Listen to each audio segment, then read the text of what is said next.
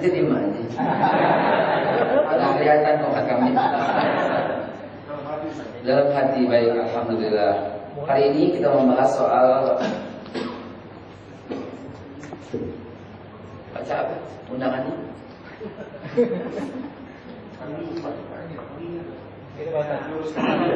Meluruskan tauhid dengan memahami sejarah peradaban. Betul nggak? Iya, betul. Kok air panas kan di situ? Ini, masya Allah si Pak Dijon. Enak aja Pak Dijon. Habib Rizik mendingan dah Habib Rizik dah. Bukan mendingan, pengen gitu ya. Sekira-kiranya iman dan takwanya seperti beliau. Ini gedein. Bismillahirrahmanirrahim. Jadi saya nggak usah teriak-teriak. Jemaah sekalian yang saya hormati, yang saya muliakan, kenapa penting kita memahami sejarah? Karena tauhid kita akan lurus dengan memahami sejarah. Tanpa memahami sejarah, kita akan dikacaukan oleh suasana yang apa ya? Yang nggak bisa meraba. Ya, nggak bisa meraba. Orang-orang yang tidak memahami sejarah, dia melihat gajah dengan memegang ekornya, dan dia berkesimpulan gajah itu licin seperti tali, nggak utuh pengertiannya. Dia yang nggak memahami sejarah, dia memegang gajah, di sisi lain dia pegang telinganya, maka dia mengambil kesimpulan gajah itu tipis. Gajah itu tipis sekali, seperti kipas. Coba. Nah, kenapa saya ngomong seperti ini? Karena teman-teman sekalian, orang-orang yang memahami sejarah, dia melihat secara utuh dari A sampai Z. Dia melihat seluruh proses, sehingga tauhidnya insya Allah tauhidnya bukan sok tahu dan pasti. Insya Allah Allah berikan tauhidnya itu enak, utuh. Dan Al-Quran jangan lupa 70% isinya sejarah.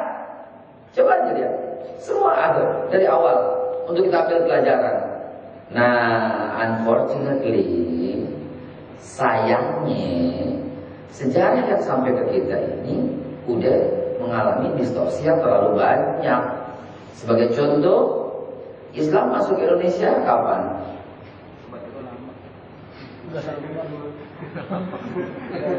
Abad ke-7. Udah berarti udah paham udah. Bilahi taufiq wal hidayah. Udah benar. Udah benar ente berarti ya. Islam masuk ke Indonesia betul sekali, tepatnya tahun 624. Rasulullah wafat 632. Ya betul, abad ke-7 awal mula abad keislaman. Betul, Buya Hamka berkata demikian. Ya, yang lain banyak sekali yang berkata demikian. Nah, sayangnya ada orang jahat.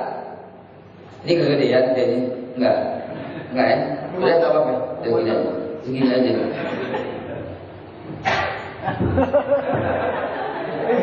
Sik. Tes. Tes. Sedang. Oke. Saya nggak demen megang soalnya. Tes. Nggak demen megang, demennya lepas gitu. Dan nggak demen pakai cincin, nggak demen pakai jam, nggak demen pakai dompet, nggak demen pakai semua gitu. Tapi celana dalam saya janji pakai semua. Saya nggak pakai. Sahabat sekalian yang dimuliakan Allah, jahat sekali orang-orang yang membelokkan kita ini. Sebagai bukti bahwa kita telah belok dari sejarah adalah satu, Islam masuk ke Indonesia tidak melalui abad demikian, tapi melalui pedagang mujarab dari India katanya, iya kan? Dua,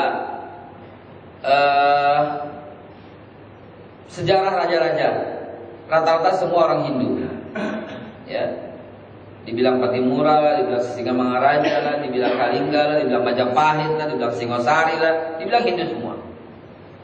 Bagian Buddha, sebagian Kristen. Saya bisa buktikan semuanya Islam. Artefak yang ngomong, bukan cuma sekedar teori. Artefaknya mengatakan bahwa mereka adalah orang-orang Muslim. Ya. Lalu kalau sejarah ini sejarah lokal, DITI, yang dipalsukan sejarahnya, PKI yang dipalsukan sejarahnya, sehingga anak-anak kita nggak tahu apa yang terjadi. Maksudnya PKI dipalsukan, nggak pernah ada gitu. Ada, lebih kejam malah. Sekarang dipalsukan. Zaman Pak Harto benar. Kita seumuran, ya. Lu apa yang geli banget, gak. Ampun, dah seumuran kita, ya. Ya.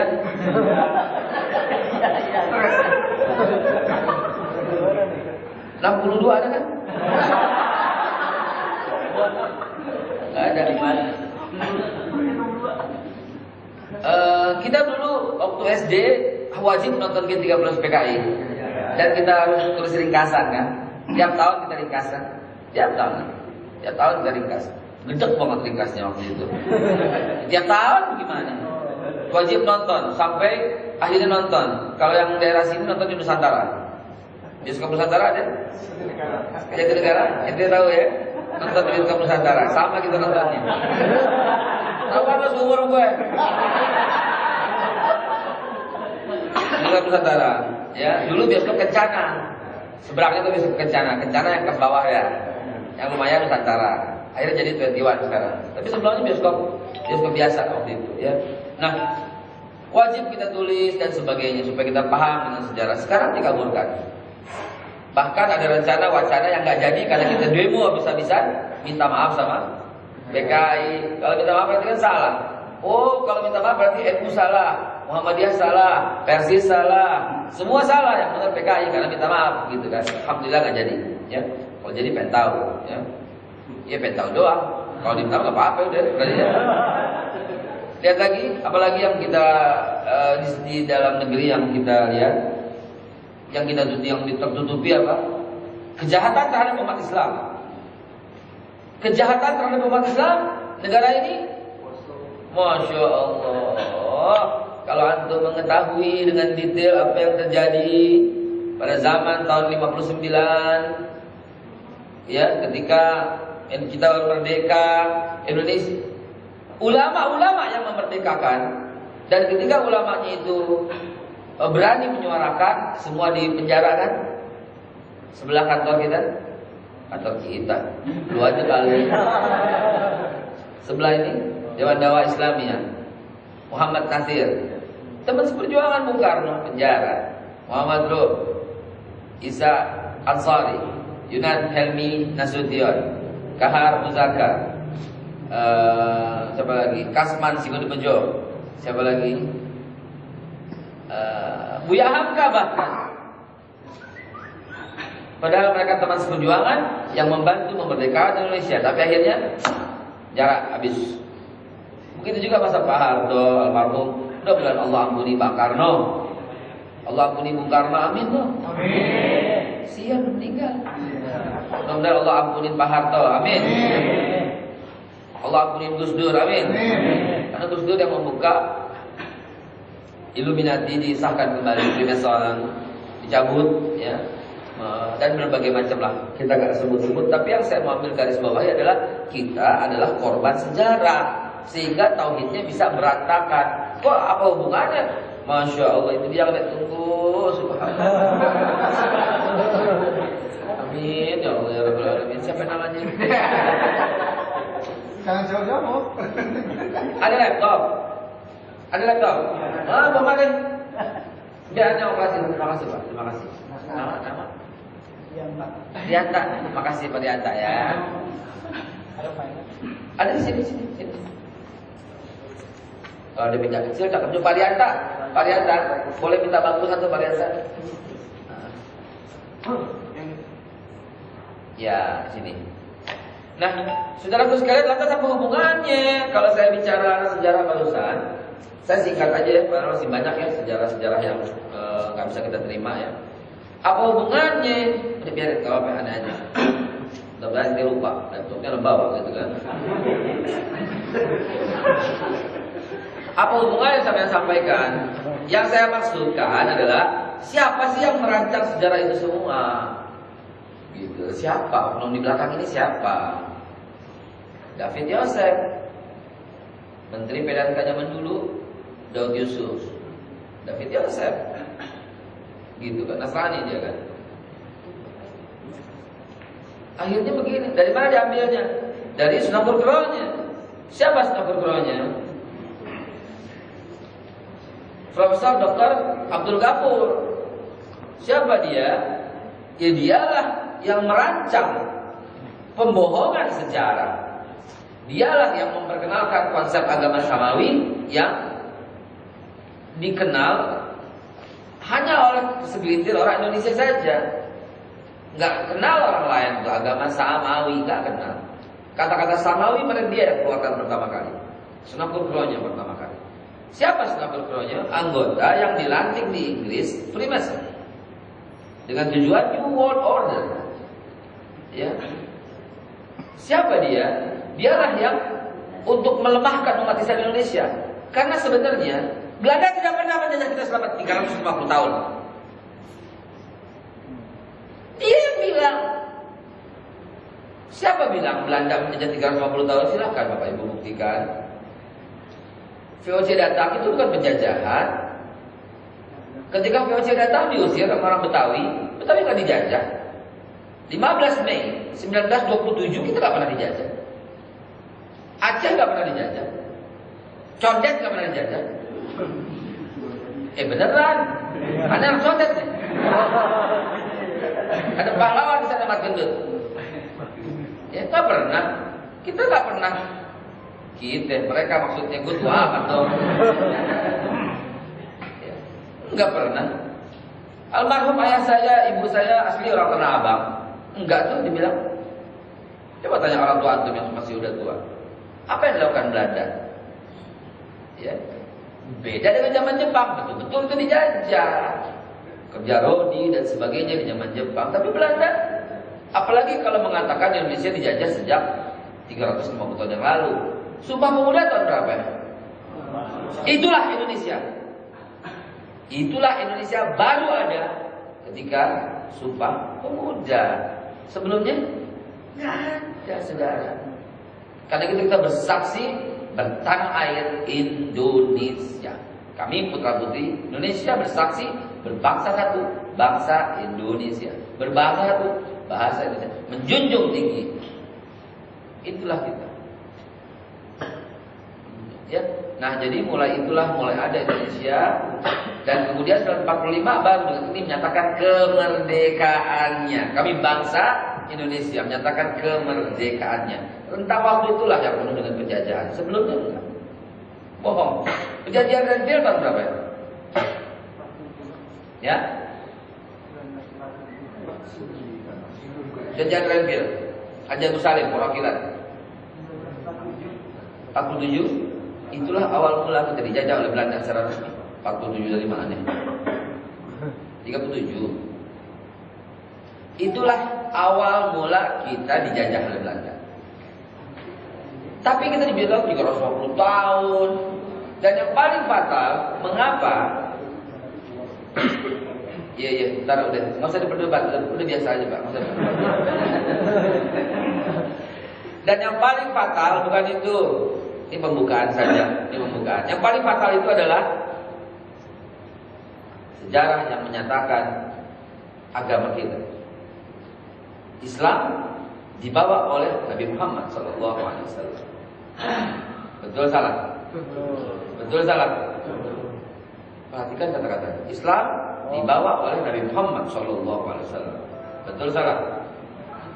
Betul salah? Saudara,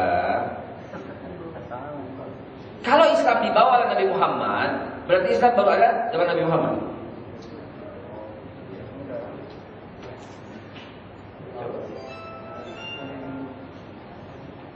Ini yang digemboskan kepada anak-anak kita. Islam itu baru ada pada zaman Nabi Muhammad. Oh, berarti Nabi Isa agamanya apa?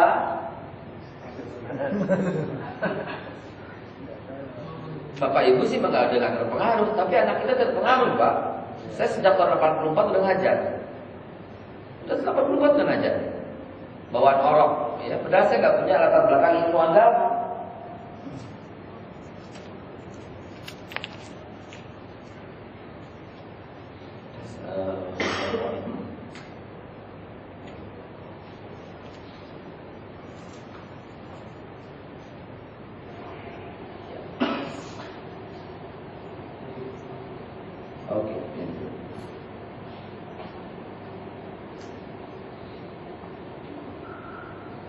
ASEAN, tahun depan BCA, tahun depan.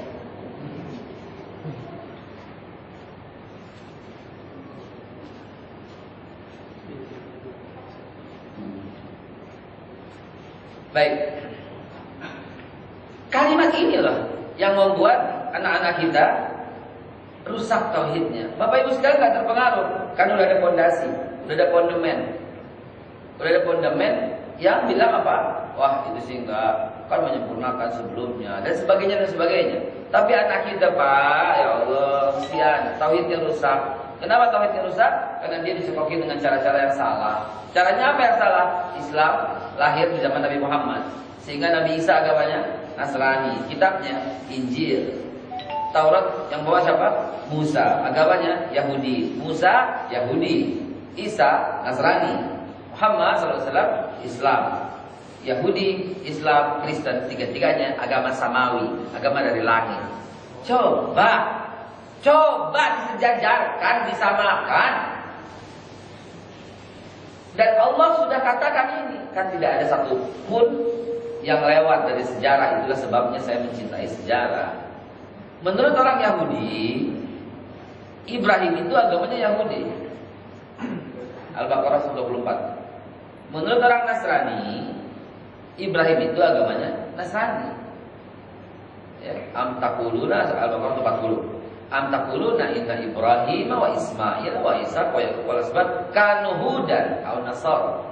Apakah kalian mengatakan Ibrahim, Ismail, Isa, anak cucunya semua itu ya, Yahudi atau Nasrani? Kata Allah, "Antum a'lamu amillah." Lu yang lebih tahu atau gue? Atau Allah? Coba. Sampai begitu.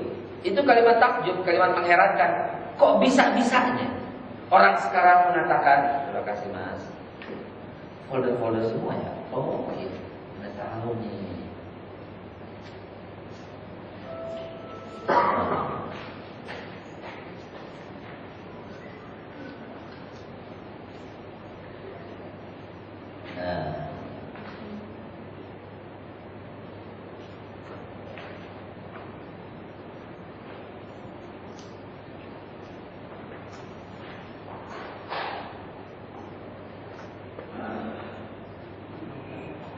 Nama filenya disitulah masalah. Ini lupa masalah. Nama filenya lupa begitu. Biasa yang sudah.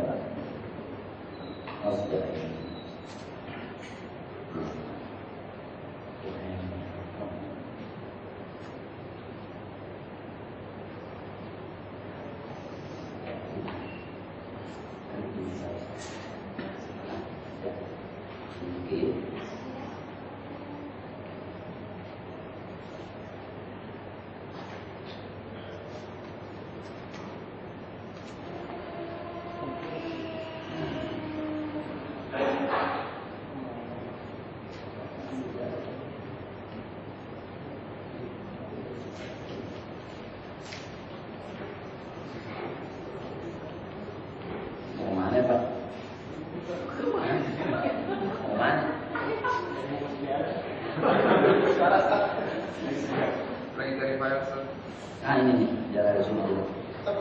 Udah, malam ketemu duduk aja lagi.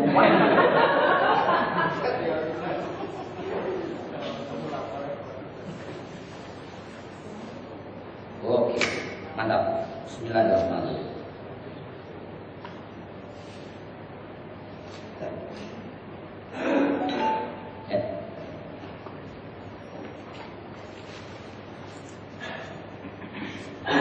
Baik.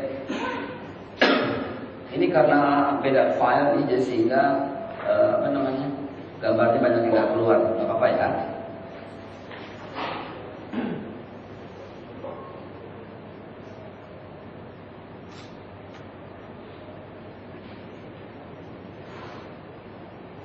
Ini Windows 7 tingkat agak lama jalannya kenapa? Dorong kan? Dorong. Kayaknya kebanyakan buka gambar. Ini steril Pak, kalau kebanyakan buka gambar kayaknya lambat jalannya. 60. Inilah teorinya Bapak Ibu sekalian. Ini teorinya yang fatal itu. Oh, Musa dapat Taurat, agamanya Yahudi dong. Isa dapat Injil, agamanya Nasrani dong. Nabi Muhammad dapat Al-Quran, bawanya Islam dong. Dibalik, berarti Islam lahir oleh Nabi Muhammad, Nasrani lahir oleh Nabi Isa, Yahudi lahir oleh Nabi Musa. Loh, kalau kita buka sejarah, Nabi Musa itu lahir tahun 1527 sebelum Masehi dan wafat tahun 1420 sebelum Masehi. Dan Yahudi baru ada tahun 930 gitu. 400 tahun setelah Musa wafat. Bagaimana mungkin Musa yang bawa? Nabi Isa lahir tahun 1, wafat tahun 30. Nasrani baru ada tahun 325. Ini fitnah gitu loh. Nabi Muhammad baru ada tahun 571, wafat tahun 632. Sedangkan Islam ada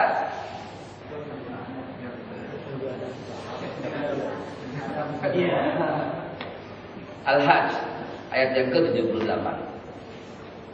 Millati abikum Ibrahim wa huwa sammakumul muslimina min qabl. Ikuti agama bapakmu Ibrahim dan dia Allah telah menyebut kalian orang Islam sejak dahulu.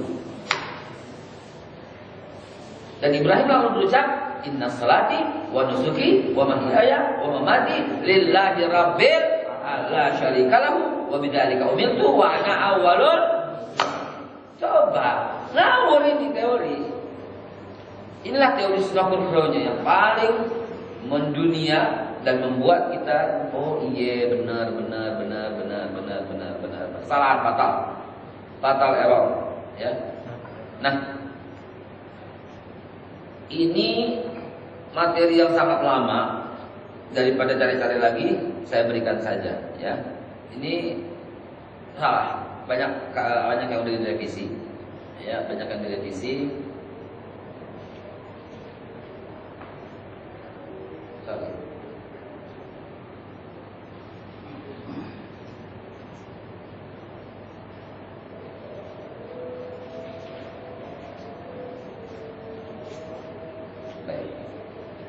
Di sini aja deh. Nah, Ibrahim menjadi bapak semua agama. Betul salah? Betul salah? Ibrahim bapak semua agama. Betul salah? Yang betul? Ibrahim bapak semua agama. Betul salah? Yang betul gimana?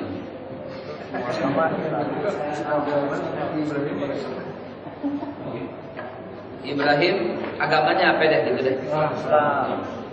Jangan lagi bilang tauhid ya Pak. Ibrahim agamanya bukan tauhid dan bukan hanif. Tauhid itu sifat Islam yang lurus, yang mengesahkan Allah. Sedangkan hanif bukan nama agama. Tetangga saya. Iya, tetangga saya hanif. Ya. Jadi Bapak Ibu sekalian, boleh nggak sambil makan? Bapak kasihan. Sangat Pak. Tadi mau makan di jalan, nggak keburu. Bismillahirrahmanirrahim. Ada mau nanya? Nanya biar gue makan ya. Enak. Lagi. Jawab dibuka. Silakan formulanya buka. Tega lo ya pada. Silakan. Jangan dipoto lagi makan, Bapak.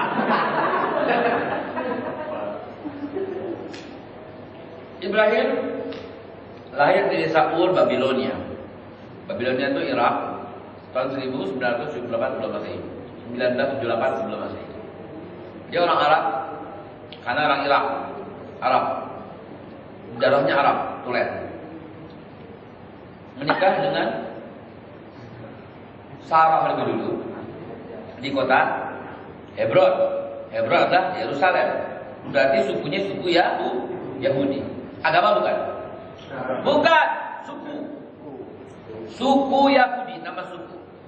Ntar berubah jadi agama belakangan. Dan dia belum punya anak. Ini singkat cerita aja, berapa panjang sekali ya. Pernikahannya dengan Sarah kayak apa, gitu panjang sekali. Lalu kemudian nggak punya anak. Surat Fusilat, surat Anbiya, surat Ibrahim menjelaskan itu.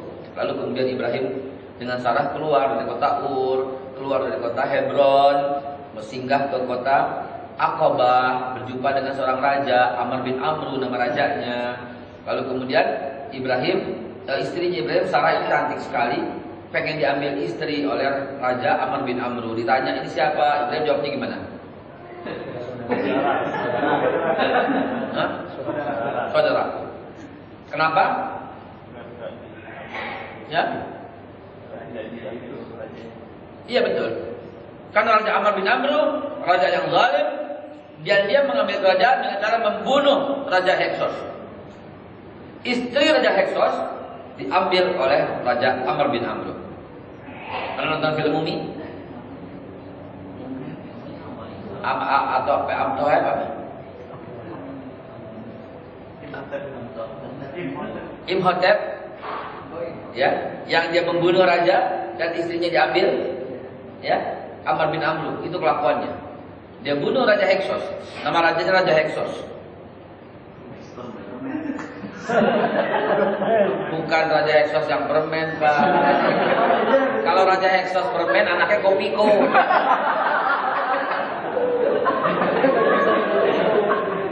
Anak keduanya apa? Pempergood. Cucunya Relaksa.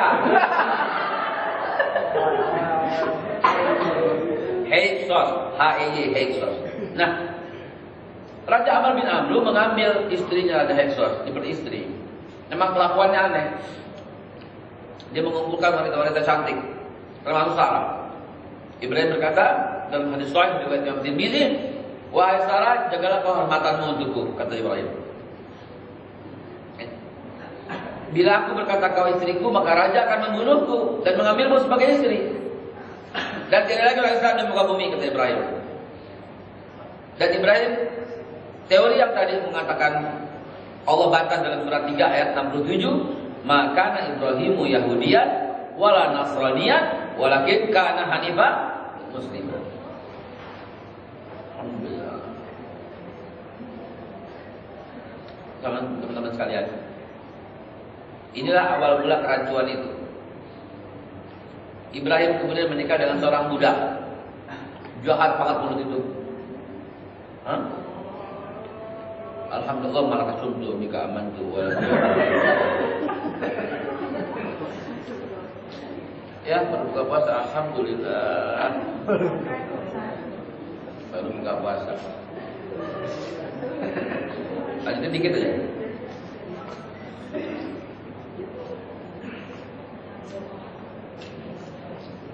Indo Cafe. Indo Cafe. Apa? Udah kopi itu kapal api. Nggak usah diganti, nggak apa-apa kok.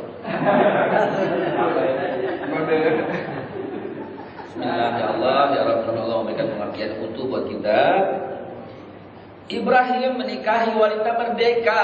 Siapa namanya? Hajar. Siapa itu Hajar? Anak Raja Heksos. Jadi Amr bin Amru membunuh Raja Heksos, istrinya diambil dan anaknya ditawan, dipenjara. Dan Ibrahim kemudian dinikahkan. Dan akhirnya Ibrahim menikahlah dengan Hajar. Maka dari Ismail lahirlah dari Sarah Ishak, dari Hajar Ismail. Ini dia awalnya. Maka dari Ismail melahirkan suku bangsa Arab, dari Ishak melahirkan suku bangsa Yahudi. Baik suku Arab maupun suku Yahudi agamanya apa? Islam. Al-Baqarah 132. Wa wassa biha Ibrahim banihi wa Yaqub, ya baniya, hai anakku. Yaqub dalam bahasa Ibrani itu Israel. Ishak dalam bahasa Ibrani Ishaqil.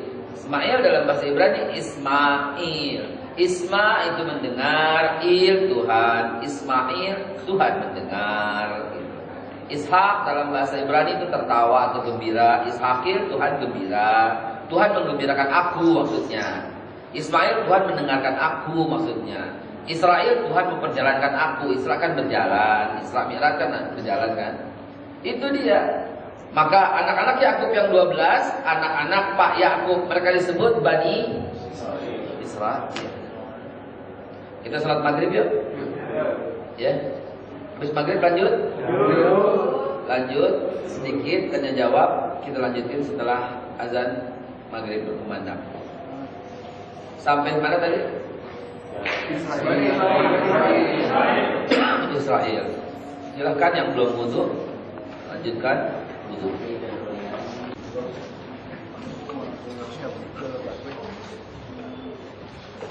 Singkat ya, kita terangin di sini aja deh. Ya, satu slide aja deh. Widih, keren. Masya Allah, emang beda ya. Kerah putih emang begitu selalu Pak di mana-mana.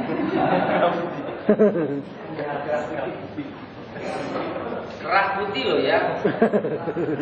Kerah pakai H.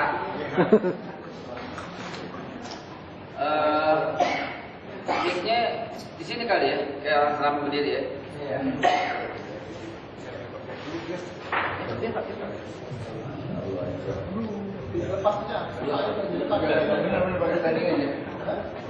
Standing aja standing. Nah, standing keren. Keren kan? Kayak penceramah. Sip. Alhamdulillah. Dah, oke. Cukup. Nah, kalau saya perlu, tinggal saya kalau perlu maju, tinggal saya tarik, ya kan? Tinggal saya tarik, tinggal saya bilang. Ada lagi yang mau tanya nggak? Ada yang mau tanya? Dari ini juga nih. Kalau yang dulu zaman jahiliyah itu. Baik, saudara sekalian, yuk kita. Ibu, oke, konsentrasi. Pulang sekarang juga masih macet. Masih membutet macet, tenang aja bentar ya. Bismillahirrahmanirrahim. Inilah kesimpulannya. Ya, kesimpulannya. Ya. Ini kayak basuil bak bulus kenapa? Duku atas. Teman-teman sekalian, kalau ada ini enak deh. Nggak ada deh. Nggak ada apa-apa.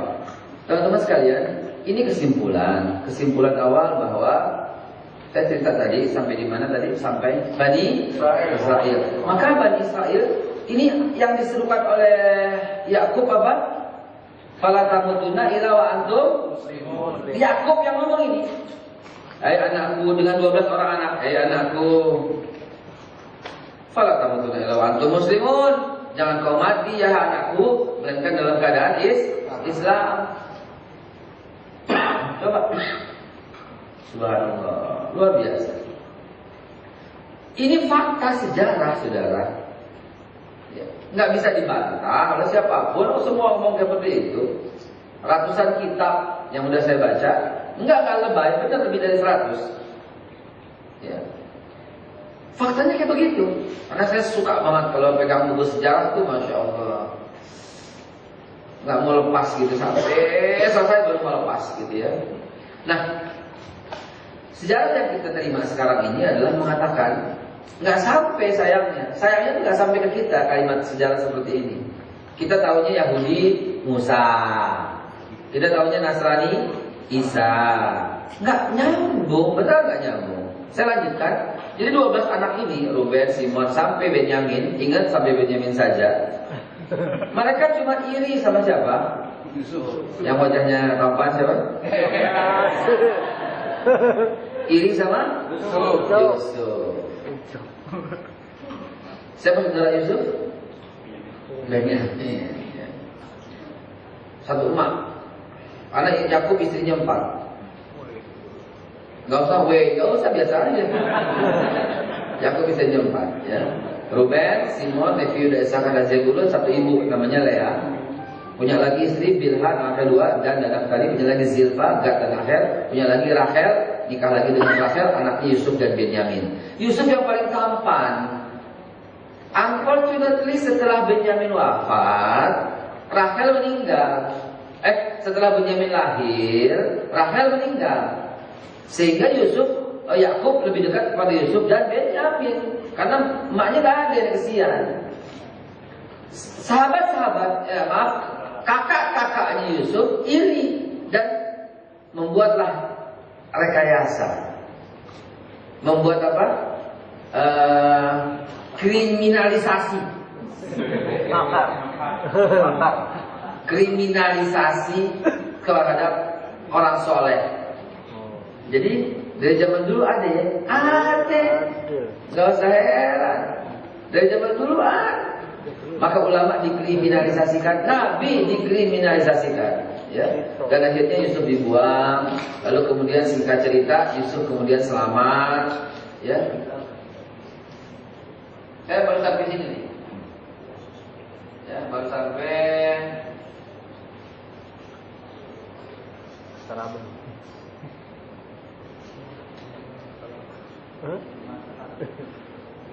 Sampai sentuh mas.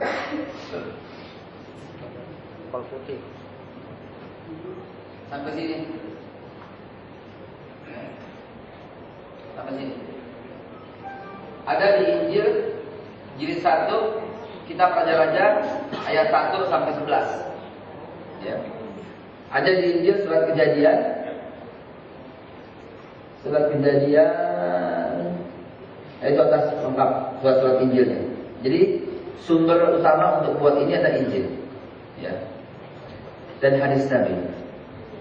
Sengaja saya nggak cantumkan Quran, ya, karena buku yang saya buat ini untuk teman-teman kita, untuk saudara-saudara kita yang beragama Nasrani, biar matanya kebuka.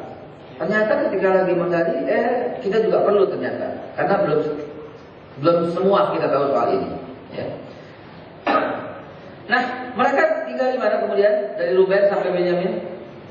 Mesir. Karena Yusuf menjadi bendaharawan Mesir. Saya potong singkat nih, ada kan cerita Yusuf, ada cerita asmara sedikit lah sama istri raja yang naksir sama Yusuf. Saya nggak ceritakan, itu antum sudah paham semua.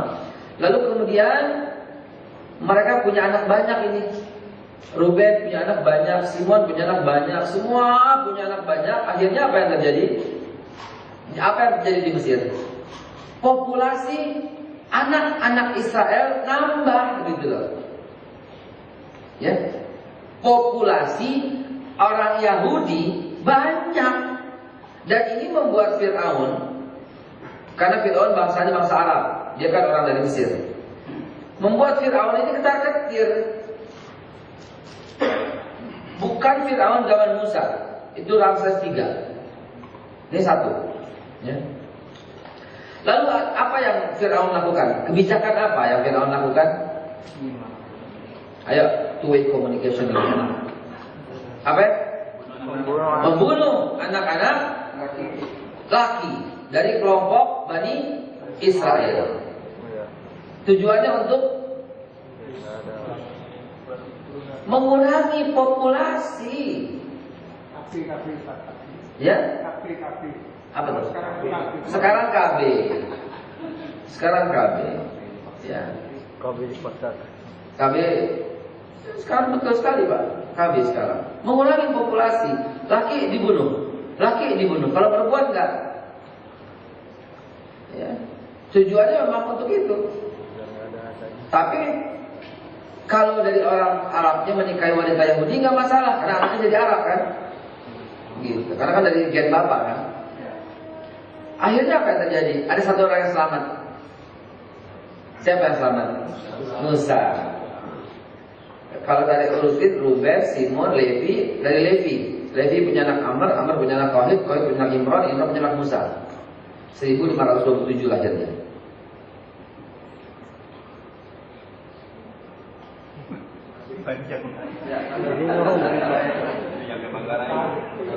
Sampai Manggarai.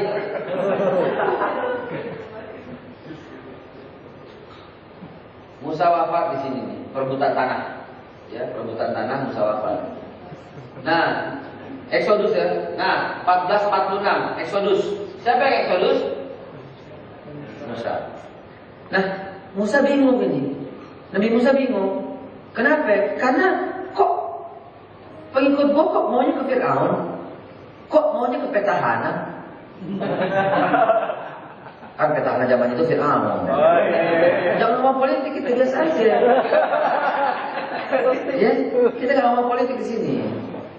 Kok maunya kepada incumbent? Surat As-Saff ayat yang kelima. Wa isqala Musa liqaumihi ya qaumi lima tu'zunani wa qad ta'lamuna anni rasulullah. Falamma zaghu azaghallahu qulubahum wallahu la yahdil qaumal fasiqin. Itu kata Musa. Kenapa kau tinggalkan aku? Kenapa lo maunya ke Fir'aun? Apa jawaban rakyat? Apa jawaban Bani Israel zaman itu? Karena Fir'aun mampu mensejahterakan kami. Sama Sama Karena Fir'aun mampu mensejahterakan kami. Bukan jangan pakai kartu ngambil, tegas banget sih. Ini jawaban kita lagi ngomong sejarah. Makanya saya bilang, pahami sejarah sehingga kita nggak pakai berdebat-debat. Oh, gue paham nih, gitu loh. Karena Fir'aun mampu mensejahterakan kami.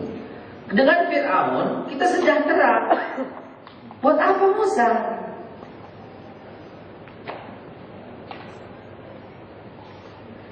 Apakah Allah redha dengan Fir'aun dan kelompoknya? Kalau Allah redha, buat apa diturunkan Musa? Justru Nabi Musa ada untuk memberantas Fir'aun dan kelompok-kelompoknya dan partai pendukungnya.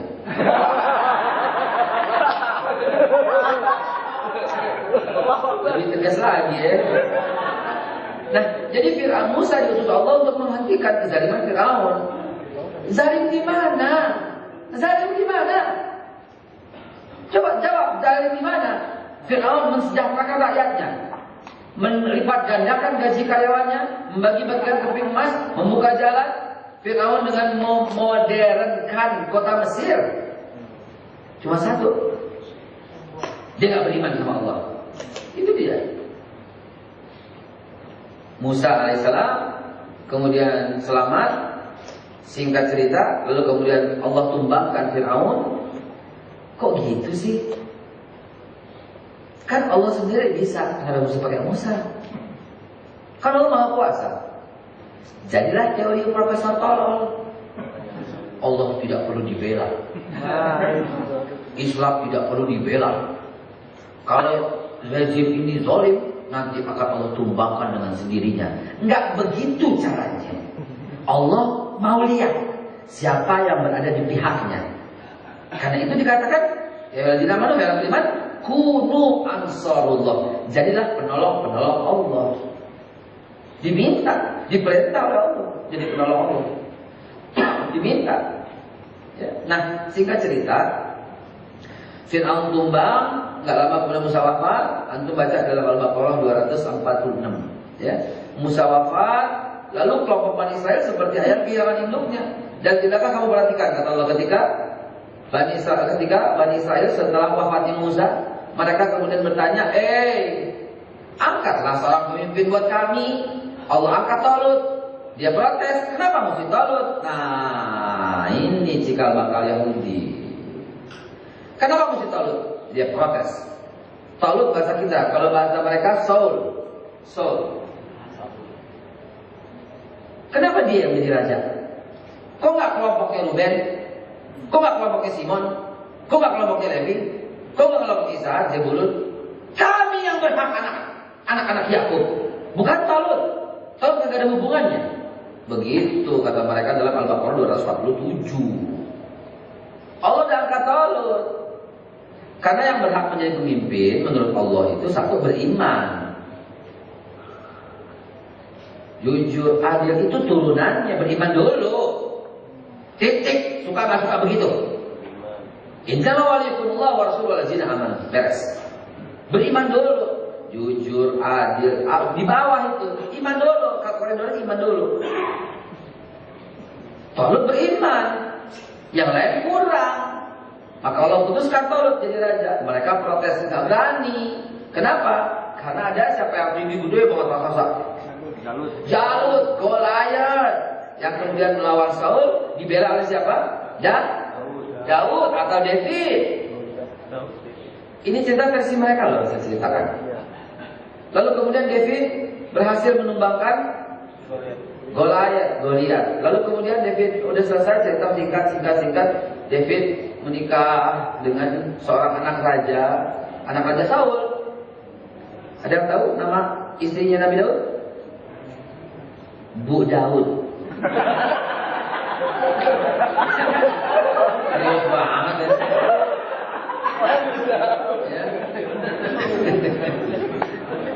Ya namanya Michal. Michal itu anaknya Raja Saul. Menikah Nabi Daud. Lalu kemudian Daud menikah dengan Michal, anaknya siapa? Solomon. Sulaiman. Berani nggak mereka berontak Sulaiman? Dijamin Pak sekarang. Dijamin. Berani nggak mereka berontak sama Sulaiman? Kenapa nggak berani? Jin aja takut, apalagi orang. Iya kan? Iya. Dan mereka tetap memendam. Dan divided kingdom 930 BC. When King Solomon died, divided kingdom of Israel.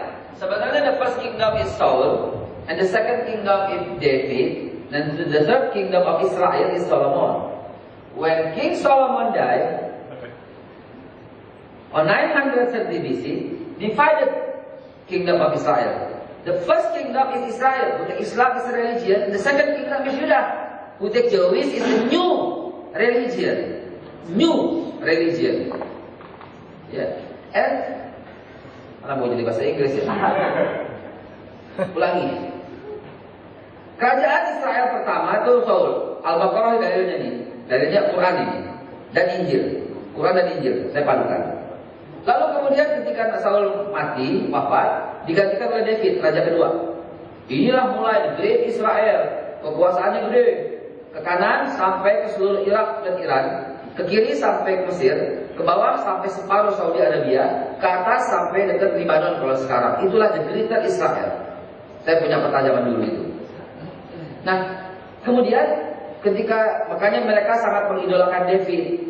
Lambangnya pun lambang Star David, bintang David. Gitu. Mata uangnya pun pakai mata uang Nabi Daud. Dulu zaman mata uang Nabi Daud disebut uangnya shekel. Sekarang Israel pakai mata uang shekel. Mata uang tertua di dunia. Ya. Nah, Nabi Daud wafat, Sulaiman dan ketika Nabi Sulaiman wafat, pecah itu kerajaan Israel, divided kingdom. Kerajaan pertama Israel, agamanya apa? Masih Islam. Wa isqala Isa bin Maryam ya Bani Israel, hei Bani Israel, ini Rasulullah ilaikum, aku Rasulullah buat kalian. Wa man azlamu mimman iftara 'ala Allah kadziba wa yubai'il Islam. Siapa yang lebih zalim kata Allah ketika orang yang berpaling padahal dia diajak kepada Islam, disebut Nabi itu mengajak kepada Islam. Ya, singkat cerita dulu, saya belum sampai Nabi Isa. Jadi ketika Nabi Isa wafat pecah dua, maka kerajaan Yuda ini mengambil agama baru, yaitu agamanya apa? Yahudi. Inilah mulai ada agama Yahudi di muka bumi. Sebelumnya nggak ada. Nah, ini mulai ada agama Yahudi. Kapan lahirnya? Persis ketika pecah kerajaan Israel dan persis ketika wafatnya Nabi Sulaiman tahun 930 sebelum Masehi. Silahkan bantah, Injil yang bilang, hadis yang bilang, sejarawan yang bilang. Sonopor Kronyo jahat banget sih. Bilang Islam, dibawa Nabi Muhammad, bilang agama Nabi Musa Yahudi. Anak-anak kita sampai tahunya Yahudi. Sampai di sini silakan yang mau tanya. Atau selanjutnya dulu berkelar. Lanjutin berkelar ya.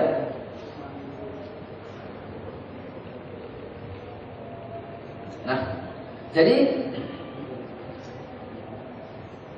setelah Yahudi ada, dia kalau Quran hanya cerita global.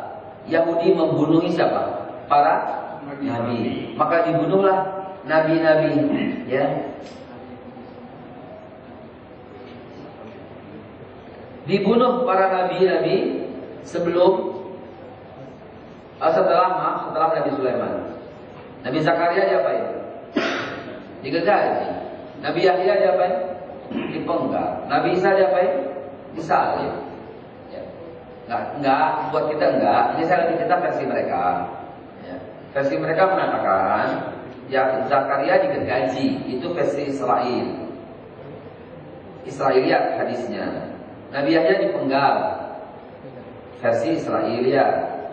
Nabi Isa disalib. Yang saya mau cerita, semua nabi dibunuh setelah Sulaiman oleh Yahudi. Pun begitu juga Nabi Muhammad diusahakan untuk dibunuh sejak usia 2 tahun, nggak kena. Allah pelihara, Allah jaga. Begitulah awalnya. Maka Yahudi berkuasa tentang petenteng. Yahudi berkuasa sekali, dia membunuh para nabi dan akhirnya takut kalah. Karena kalah, takut umat Islam pada zaman itu. Kok Islam Pak? Iya. Nabi Musa berkata, "In kuntum muslimun," kalau kalian orang Islam, falyatawakkal 'ala Allah, surat Yunus ayat yang ke-84. Gitu. Lalu kemudian nggak berani orang ngaku lagi Islam, maka Allah utus Nabi Isa dibunuh juga. Padahal Isa mengajak kepada Islam. Surat Ali Imran 52. Ketika Nabi Isa merasa pengikutnya tinggal sedikit, nggak ada lagi yang pengikutnya, Nabi Isa bertanya, "Man ansari ilallah." Kalimat awal tadi saya buka. Siapa yang jadi penolong-penolong Allah? Berkata kaum Hawari, "Nahnu ansarallah." Kami penolong-penolong Allah. Amantu billah, kami beriman kepada Allah. Washhad, dan saksikan wahai Nabi Isa, bi annana muslimun. Kami semua orang muslim. Isa semangat dan dia mulai menghancurkan perjudian apa, dan nggak suka Yudas Iskariot dengan cara-cara Isa, maka dikejar Isa dan disalib. Subhanallah, Allah menyelamatkan Isa, la qitaluhu wala salabuhu walakin subbihalahu. Nggak pernah Isa dibunuh, nggak pernah disalib oleh mereka, walakin subbihalahu, tapi diselupakan oleh Allah. Selamat Isa. Yudas yang dibunuh. Yahudi berhenti sampai di situ? Tidak. Dia terus menggenjot sampai kemudian pada tahun 33 ya. Tahun 37 berdiri Illuminati. Tahun 100, 200, 249 zaman rajanya Dikianus juga masih ada orang yang berani sholat nekat. Dikejar sama Dikianus. 7 orang ini masuk ke dalam gua dan tertidur. Inilah cerita Ashabul Kahfi tahun 249 Masehi oleh Raja Dikianus. Anjingnya bernama siapa? Anjing. Anjingnya bernama Khidmir. Khidmir. Luar biasa ya. Anjingnya disebut oleh Allah dalam Al-Quran, disebut oleh Allah. Dan Rasulullah bercerita anjing ini nih akan masuk surga. Kenapa masuk surga? Membela ulama. Situ lagi.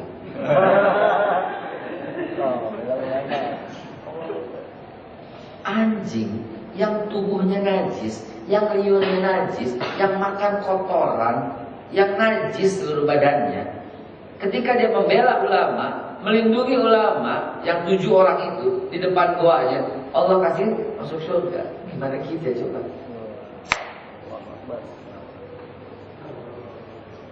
Al ulama warasatul anbiya, ulama pewaris para nabi. Singkat cerita, Yahudi terus berkuasa sampai akhirnya Yahudi bilang pecah. Banyak sekali sekte-sekte Yahudi.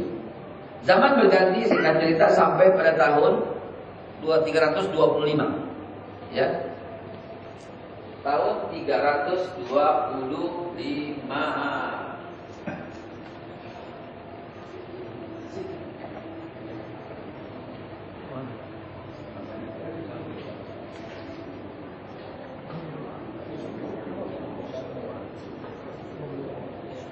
Enggak ada. Tahu apa tadi 325? Konsili Nisea. Kenapa dikumpulkan? Karena rahib-rahib Yahudi dikumpulkan. Siapa yang mengumpulkan? Raja Konstantinus. Tujuannya apa? Kita mesti jadiin satu ini. Nggak boleh bersekte-sekte. Maka dikumpulkan semua kitab Yahudi, dipilih beberapa saja. Berdasarkan pemilihan, maka terpilihlah Matius, Markus, Lukas, Yohanes. Dan kemudian menamakan agama baru ini dari kotanya Isa, Nazaret, menjadi orang-orang Nasrani. Tahun 325. Dan kemudian mereka sepakat untuk mengangkat Yesus sebagai Tuhan.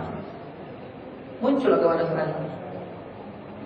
Silahkan dibantah. Ini kitab mereka, ini teologi mereka, ini cerita dari mereka semua. Silahkan dibantah kalau ada yang berbeda pendapat. Kesimpulannya, apakah Yahudi Allah yang turunkan? Demi Allah tidak. Yahuda yang buat tahun 930 dan memodifikasi Taurat, kitabnya orang Islam. Zaman Musa dimodifikasi menjadi Talmud. Itu kitab mereka. Begitu juga masa Konsili Nisea. Ya. Apakah Nasrani Allah dari Allah? Demi Allah bukan. Dari siapa? Paulus dan Konstantinus dengan ibunya tuh yang biang kerok, Ratu Helena. Ya. Dengan memodifikasi Alkitab memodifikasi Injil menjadi Alkitab. Injilnya kitab orang Islam. Injil kitab orang Islam. Buktinya yang tadi bacaan semua. Surat Maryam 19 ayat ke-30, 31. Ya, Nabi Isa berkata, aku dapat wahyu, dapat kitab. Dan Allah memberkatiku di mana saja aku berada. Dan dia memerintahkan aku salat dan zakat selama aku hidup. Maka ikutilah orang-orang Islam gitu. Millati abikum Ibrahim. Kita mengikuti agama bapak kita Ibrahim. Bahwa sama kumul muslimin min qabl. Dan dia Allah telah menyebutkan orang Islam sejak dahulu. Begitu ceritanya. Dan sejak Konsili Nisea, jumlah umat Islam makin gak ada. Kenapa? Karena tahun 326, tahun 326 ada undang-undang yang dibuat oleh Ratu Helena untuk mencongkel mata orang yang salat. Tahun 326. Kita makin berpikir, kok tahun 326 ada yang sholat ya? Gitu. Kok tahun 326 ada yang sholat? Ya memang karena perintah sholat pada zaman Nabi Adam. Rasulullah bersabda, Nabi Adam yang pertama kali sholat subuh. Ya, Ibrahim sholat, surat Ibrahim ayat yang ke-37. Ibrahim memerintahkan anak-anaknya sholat, surat Al-Hajj ayat yang ke-24. Ibrahim memerintahkan anaknya sholat, surat Al-Anbiya ayat yang ke-73. Ibrahim minta anaknya sholat semua. Ishak sholat, surat Al-Anbiya tadi. Ismail sholat, surat 19 ayat yang ke-54 dan 55. Nabi Musa sholat, surat Yunus ayat yang ke-87. Nabi Isa sholat, surat Maryam ayat yang ke-30 dan 31. Semua Nabi sholat, karena semua Nabi sholat. Gitu. Lalu kemudian masa makin mencekam. Yahudi menghukum salib orang yang sholat. Nasrani menghukum congkel mata orang yang sholat. Berani sholat? Tidak berani. Masa jahiliyah itu berlangsung selama 500 tahun. Baru kemudian Allah bangkitkan seorang nabi. Akhirnya Nabi Muhammad Sallallahu Alaihi Wasallam bawa agama baru. Yang enggak, maka teori tadi batal lebih hukum. Nabi Muhammad melanjutkan risalah Nabi Isa. Nabi Isa melanjutkan risalah Nabi Sulaiman. Nabi Sulaiman melanjutkan risalah Nabi Yakub, Daud, Yakub, Musa. Melanjutkan risalah Nabi Ismail. Melanjutkan risalah Nabi Ibrahim. Ibrahim melanjutkan risalah Nabi Nuh, terus semua begitu. Fakta yang nggak bisa dibantah. Saya punya sebuah film menarik sekali. Kalau antum pernah lihat, antum bisa juga download. Tapi ini bukan film downloadan, karena beliau dosen saya.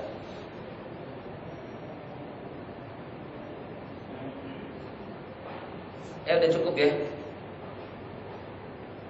Kalau diam berarti setuju.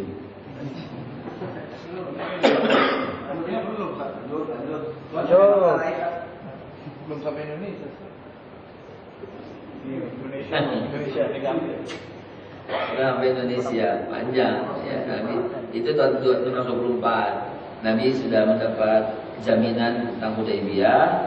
Lalu kemudian semua diutus keluar oleh Rasulullah. Maka diutuslah anak Abu bin Mas'ud ke Indonesia, tiba di Aceh. Jadi Kabilah Toyik untuk 4. Abu Kasbah tiba di Filipina. Sa'ad bin Abi Waqqas tiba di Cina. Muaz bin Jabal tiba di Yaman. Abu Ayyub Al-Ansari tiba di Yerusalem. Bilal tiba di Damaskus. Lewat 3 menit. Mohon maaf lewat 3 menit, enggak apa-apa ya. Enggak ada ternyata.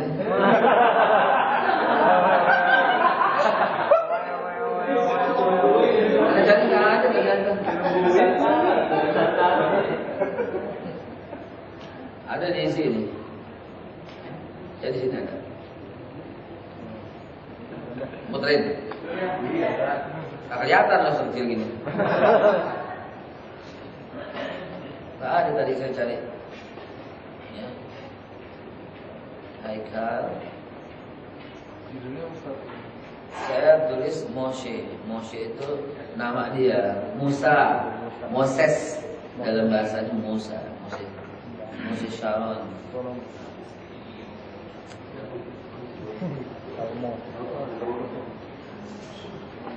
Tulis saja Moshe Sharon Haikal di Google.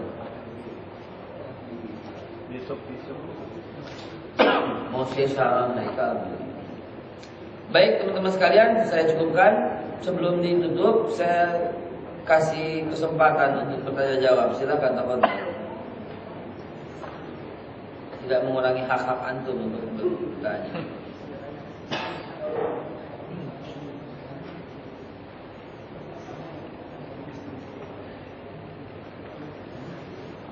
Kami sedang menjalin komuniti keluarga. Ayo tanya. Silakan. Wajib. Tadi diceritakan bahwa Indonesia itu nggak dijajah sama Belanda di hanya konfederasi VOC. Itu kan kalau kita lihat dari sejarah yang sekarang disebutkan ada Pangeran Diponegoro, Imam Bonjol dan lain sebagainya. Nah, mereka kan melakukan, kalau menurut sejarah sekarang kan mereka berperang untuk membebaskan daerahnya atau itu berkaitan dengan sejarah Islam itu bagaimana? Betul sekali. Ya, mereka hendak mengambil daerah, taruhlah Ujung Pandang, dilawan sama Sultan Hasanuddin. Mereka pengen ambil daerah Banjarmasin, dilawan sama Pangeran Antasari. Jadi nggak dijajah, perang Pak. Sebagian kita yang menang. Tuanku Imam Bonjol menang terus, belakangan baru.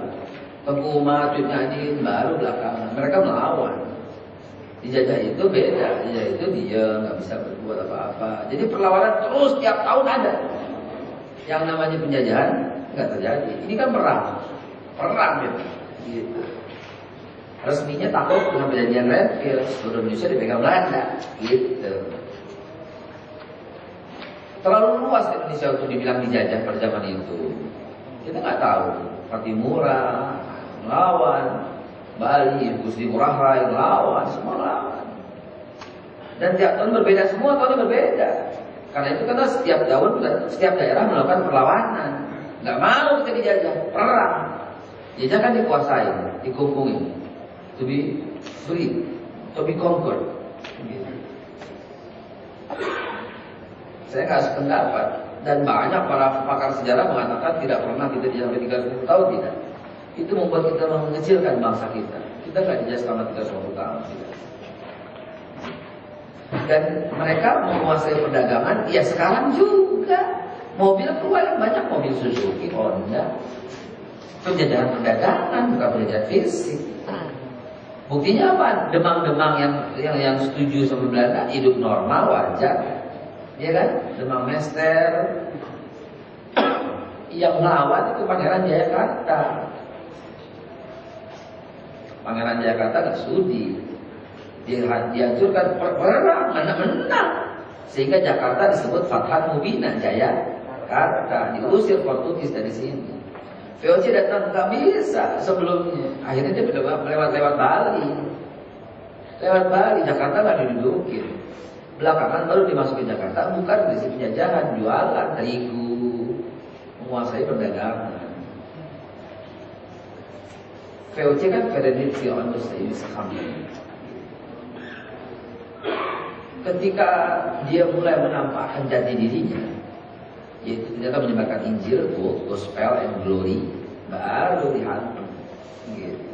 Baru suara jihad. Dan fatwa jihad dikeluarkan ketika mereka melakukan perlawanan beneran. Fatwa jihad nggak dikeluarkan tahun 28, tahun 1900, karena belum ada pengumuman itu. Fatwa jihad dikeluarkan ketika betul-betul kita mau dijajah 100% jihad.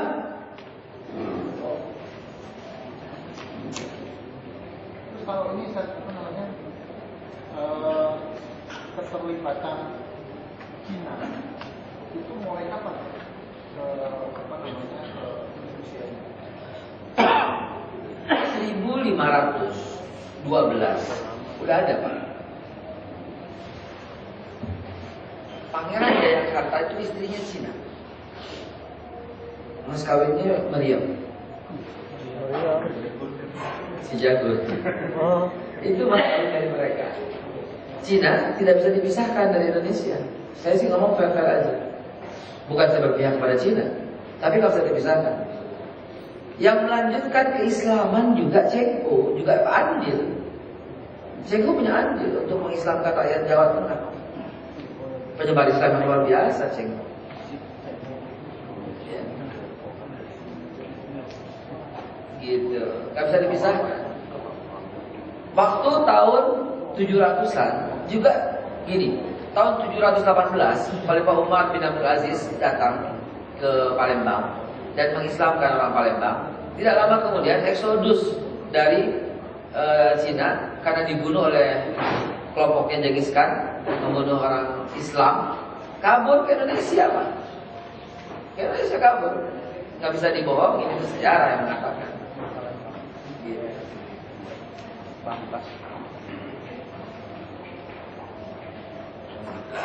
Alamin.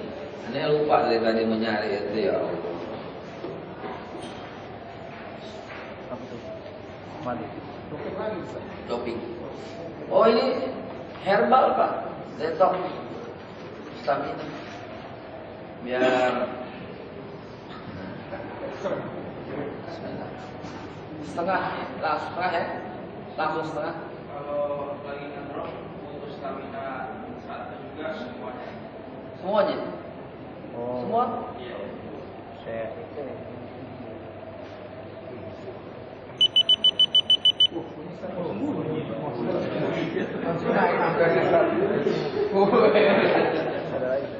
Dahsyat. Makasih. Alhamdulillah. Jadi begitu ya Pak ya. Kita kapan-kapan lanjut lagi. Saya merasa belum puas banget. Pertama terlambat dan nggak tersistematis. Filenya juga salah ambil, salah comot, nggak ada di sini ternyata. Papan tulis juga yang enak. Papan tulis enak kalau papan tulis. Saya nanya kalau misalkan sumber-sumber sejarah yang enak dibaca tuh ada nggak Ustaz? Sekarang kan apa ya? Kita kalau baca dari internet banyak sumber-sumber lain gitu. Ya. Ada nggak satu sumber dari internet atau buku kah yang bisa kita baca kalau misalkan itu benar-benar sejarahnya gitu? Qasasul Anbiya Ibnu Katsir, Tarikh At-Tawarikh. Tarikh At-Tawarikh saya belum tahu bahasa Indonesianya ada apa enggak, tapi Qasasul Anbiya sudah ada terjemahnya. Sudah ada terjemahnya. Ya. Dan cari buku Khalid Muhammad Khalid. Buku Khalid Muhammad Khalid itu bagus sekali.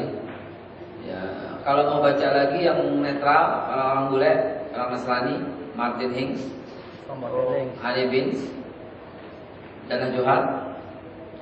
Mereka secara fair mengemukakan sejarah-sejarah seperti ini. Ya. Siapa lagi ya? Ya kalau sejarah Islam Khalid Muhammad Khalid kan nomor 1. Ya, asal dari India kalau nggak salah. Di Indonesia diterbitkan oleh Bulan Bintang. Bulan Bintang, saya Khalid Muhammad Khalid. Top itu dah, topnya dah. Ya. Haikal juga Haikal. Benar, Mesir bukan Haikal ini. Hussein Haikal dari Mesir. Itu pakar sejarawan yang juga luar biasa. Silakan. Tanya. Cukup ya? Silakan. Waktu abad ke-7 itu sudah ada kerajaan Islam. Abad ke-7 belum. Kerajaan Islam pertama kali tahun 600 abad ke-7 ya benar. 646. Awalnya Kalingga di Jepara. Kerajaan Kalingga jadi kerajaan Islam. Muawiyah bin Abi Sufyan yang diutus oleh Utsman bin Affan singgah di Kalingga dan mengislamkan Ratu Usima dan anaknya Jaisima. Ada ini dalam buku Buya Hamka, Sejarah Nusantara, karangan Buya Hamka. Dan Buya Hamka mengutip catatan Cheng Ho. Catatan Cheng Ho dikutip, gitu, oleh Buya Hamka.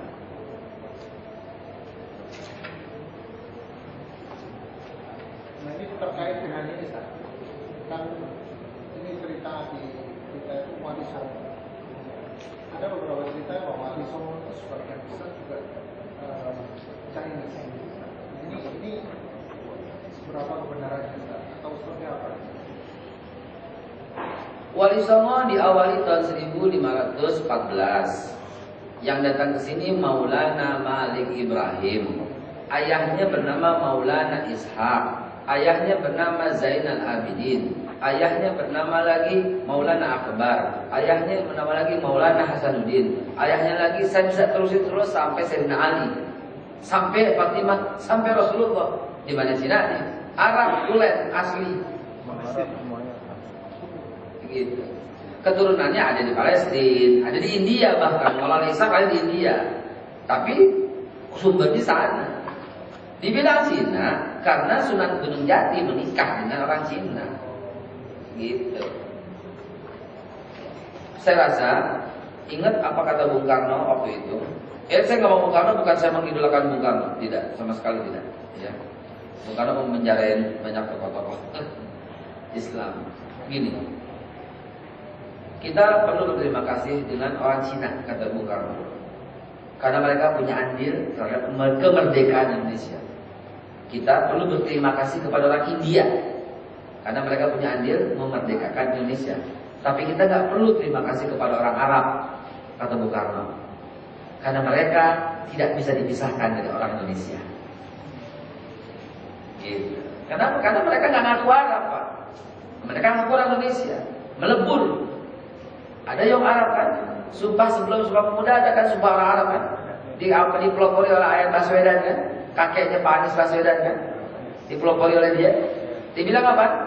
Kami orang Indonesia dan kami berjuang untuk Indonesia. Dan orang Arab di sini ngapain? Mengenalkan Islam, nggak dagang, mengenalkan Islam kepada orang Indonesia. Dan belum ada sejarahnya orang Arab bisnis kaya terus pulang ke Arab, nggak ada. Nggak ada. Duitnya di mana itu nggak ada. Duitnya di sini semua. Iran tuh Syiah tuh Sarwa itu. Kebanyakan Syiah Iran, bukan Arab. Iran, ya Syiah lah, kawin kontrak, mutah. Baik, ada lagi silakan. Khalas. Nah. Untuk yang nama-nama Nabi yang 25 itu apakah benar atau gimana? Maksudnya benar? Kan yang di pelajaran yang Indonesia kan dikenal itu ada 25 Nabi yang ya. Itu benar apa? Al-Quran semuanya. Semuanya Al-Quran. Ada Idris, Nuh, Hud, Saleh, semua Al-Quran. Maksudnya benar apa nih? Bohong itu. Karena Nabi banyak, kan Nabi banyak di Al-Quran banyak Nabi sampai tapi kalau di pelajaran kan cuma 25 yang Dalam Al-Quran kan 25. Enggak lain, enggak lebih. Memang sengaja disebutkan 25 karena Allah menyebut 25 Nabi itu. 25 itu semuanya ada dalam Al-Quran. Ada suratul Anbiya itu dibaca, Adam, Idris, Nuh, Hud, Saleh, Ibrahim, semua disebut. Suratul Qasas, suratul Anbiya, semua disebut. Nabi yang tidak disebut dalam Al-Quran lebih banyak lagi. Itu kan sampel. Allah menyebut sedikit bermakna keseluruhan. Pertarungan antara yang batil dan yang zalim bukan hanya terjadi antara Musa dan Firaun. Ada juga di Indonesia kayak Narok yang Dedes Tunggul Ametung. Ya, ada juga di Amerika Columbus, Abdullah, Aminah. Ada juga di Filipina Genghis Khan, Moro. Ya kan? Ada semua tempat. Allah nggak sebut semua, Allah sebut cuma sebagian. Bermakna ya keseluruhan.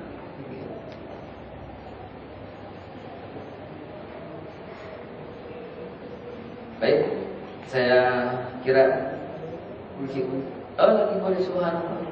Kalau tadi kan diceritakan setelah 326 itu kan yang dicurkil mata terus sudah gitu ya. Nah, itu kan sejarah ya Ustaz ya. Apakah sejarah itu akan berulang lagi? Ya, sangat berulang.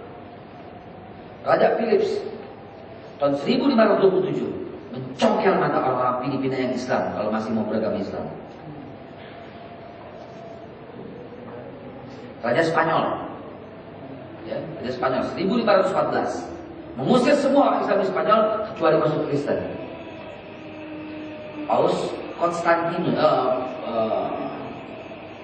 Paus Urbanus lebih patah lagi, semua potong satu persatu. Kecuali masuk Kristen.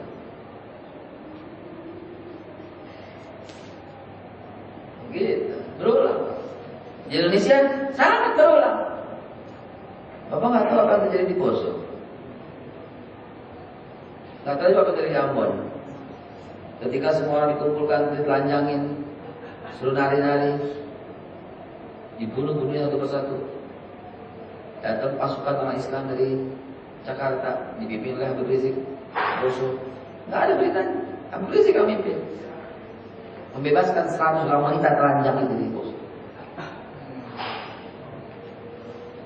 Berisik yang bebaskan. Bahkan dikasih waktu 2 hari, mau nyerah atau mau perang. Mau perang, dikasih waktu lagi 2 hari lagi.